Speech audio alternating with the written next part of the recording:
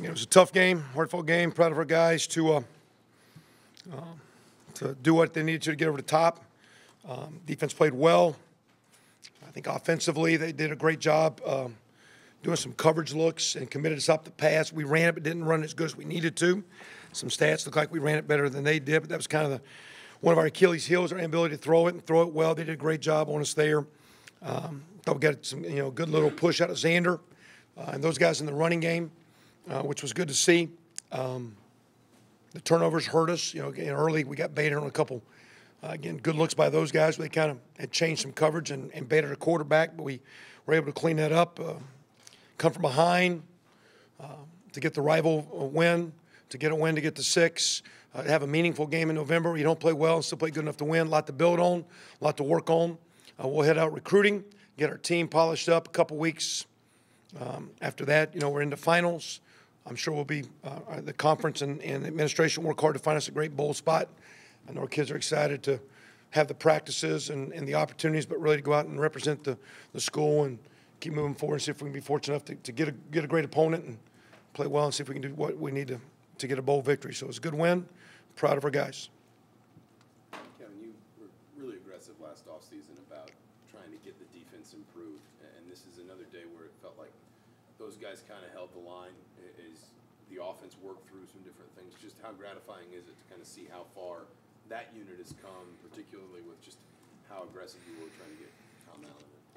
Very much, again, credit to Tom, one, just with him and getting his staff and everybody on the same page so then they could take the message to the players. And they've been very consistent with that and their standard.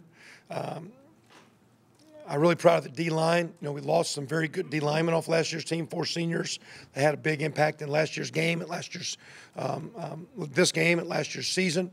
And to overcome that with the effort that those guys played with up front, all the secondary players are back. Tom did a great job with Coach Shelby, Coach Joseph, and Coach Ian's getting those guys clean. But they've gotten so much better. And at the same time, when we look at it, I don't think we were so far off it's better. I don't think we're we're encouraged, but we're not satisfied with where it is. I know, Coach Allen's comment today was we're going to do what it takes defensively to win the game. And they were able to do that. And it's a sign, again, we're a more complete team because of that. But I know he and our players will keep saying we want to keep working, keep building, keep recruiting, and keep it moving forward. Coach, we're now winning 4 games in a row over your rival. You're going to the bowl game back-to-back seasons. How important is that consistency to your program? Well, we've been, and we're still not, I don't think as consistent as we want to be. We've been very, very competitive the last few years, a couple, 3, 4 years. And we've had some wins, but we haven't been able to back it up over and over. To back it up a little bit, it's still, to me, we let some slip away. We're also very fortunate to win a couple that we win. And but to have the group that, to me, overcame this year. I mean, today we're on our 5th tackle. Coy Crunk woke up this morning with basically a virus and was having a hard time keeping anything down. Didn't play, so we're on our 5th right tackle. And we got a couple, after Divine Redding, a couple walk-ons playing running back.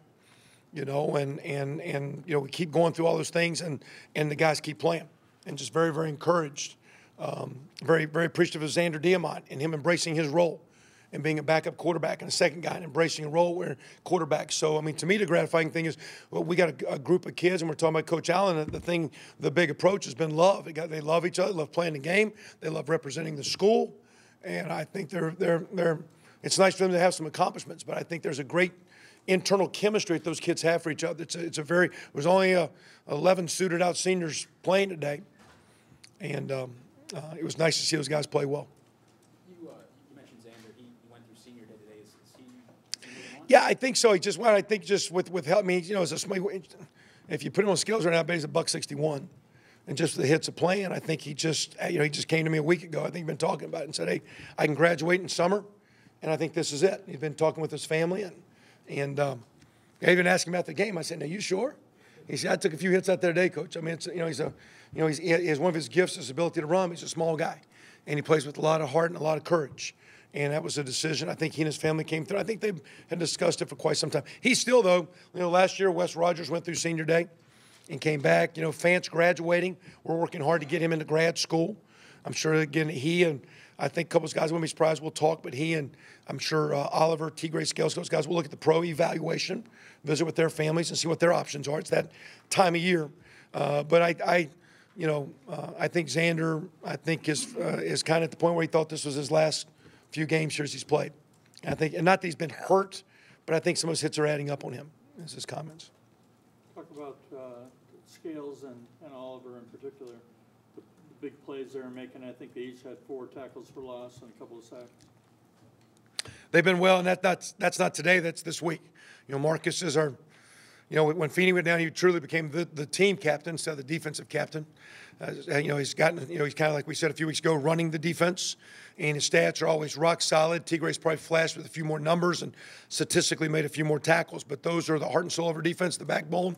And when you're good on defense, you're good at linebacker. Those guys up front hold them up, but those guys connect the back to the front and the front to the back, and they're the glue, and it's a credit to Coach Inge, but really Tom and their connection get those guys to play. And then you had Marcelino on the edge. Those 3 backers have been really good. Best crew of backers we've had. And I think actually probably some of the better linebacking, probably one of the better linebacker cores in the Big Ten. It's a great group. Those are 2 great junior players. Love those 2 kids. Anything else? What went into the decision to take the safety there at the end? Well, with 10 seconds, we didn't know. We thought we could run it off. Sometimes, your finger's a little slow on the home second clock deal, but it was a little, whatever. We got a second on there. We kind of drew it up in the dirt.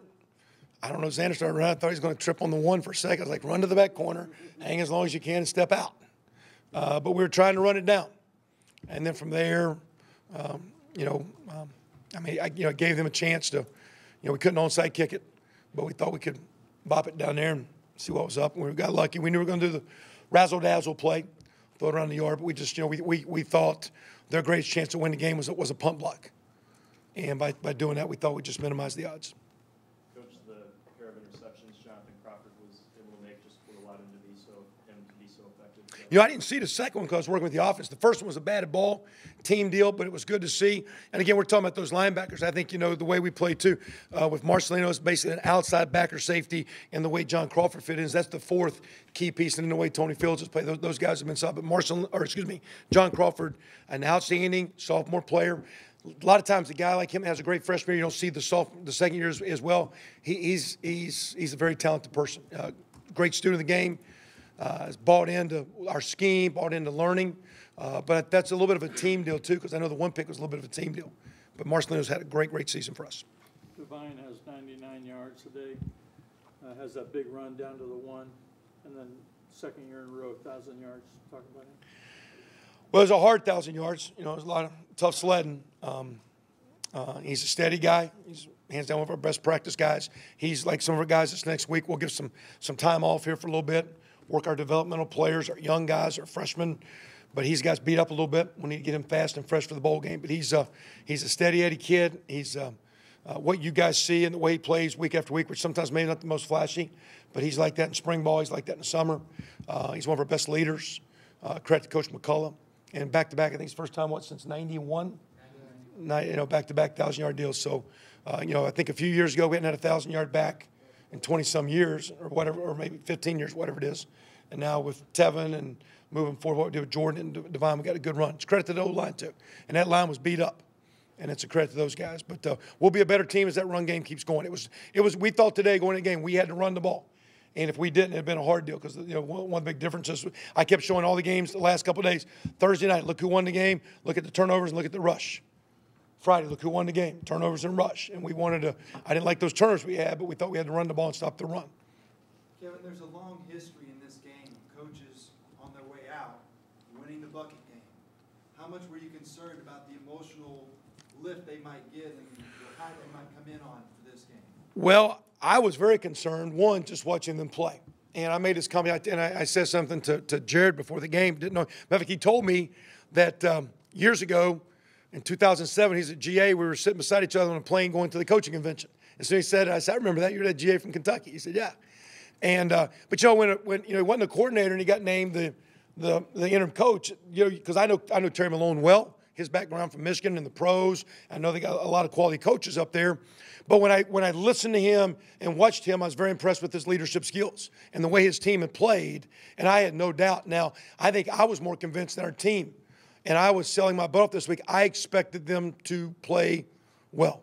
And I was concerned because we talk about all the voices here. Hey, this one's whatever, your point spreads in the game and blah, blah, blah, versus today our motto was, again, keep it simple. Communicate. Get lined up. Squeeze the ball. Don't turn it over. Run the football. Keep the ball in front. We had some simple messages because in a big game, sometimes the mind wanders and you get out of whack. And we were working really hard to make it simple. But I had a lot of respect. I have a lot of respect for our rival. I always say that. And we're very, very blessed. And from afar, and I shared that with Coach after the game, I have a lot of respect for the way he's handled that team. He's done a great job. And we're very, very fortunate and very, very happy we won that game today. Coach, I think other programs might take it for granted a little bit, but have you tried to impress upon this team how important it is for this program to achieve back-to-back bowl eligibility and the 4 buckets? Quite honestly, no. I mean, everybody knows that because everybody knows that. But all we talked about was the simplicity of the game, what it takes to win the game. Don't make the game bigger than it is. And the byproduct of, it's great to have this back-to-back bowl for recruiting, practice opportunities, exposure, notoriety to the conference and our team. Great credit to some seniors that have given a ton. I mean, Dan Feeney and some guys have sacrificed a lot of effort and sweat and blood and tears. And so to give those guys, as Jacob Bailey's comments stem from our team right over here the other day, hey, I just want 1 more month. And that's pretty cool now. I mean, because to me, that's more important than your bowl team. You just get to spend more time together. Because when you spend time playing ball, it's different than when you're spending time around campus. And the bonds they get and all that deal. And some of you guys heard the guys at the radio show. I mean, our guys have fun at practice. They love working hard. So to me, it was more about you just wanted more time with them than the historical deal about it. I think we're learning from history, and we're trying to grow and create our own history. And again, proud of these seniors. A great group of guys. Coach, now that you have that extra time going to the bowl, which guys that mix up that we didn't see today or maybe recently might be able to make it back there? I mean, I hadn't really. We speculated and thought, but our the medical guys will, and we're talking, for example, Dimitri Camille. I've even talked to him like he has a chance, I think, to be a free agent. But we've had a lot of free agents. It's hard to make the game. Do you want to put a lot of stress coming off a back injury? But I know he wants to play. He was fighting hard to get back for this game. But Willie, can he? I think Brandon Knight can be close. Semi Cobbs, we talked about could be close. But in Semi, my question is, hey, you've got next year, but now you got a redshirt year, you got 2. And you can say, well, I'm going to have a good year and go pro. What if you don't? In 1 game versus years. So there'll be a lot of those kind of decisions. But at the end of the day, it'll be good to get our team healed up. I know, in looking at some of the matchups we were talking about, we're going to have a strong opponent. We're going to need a lot of bullets in the holster.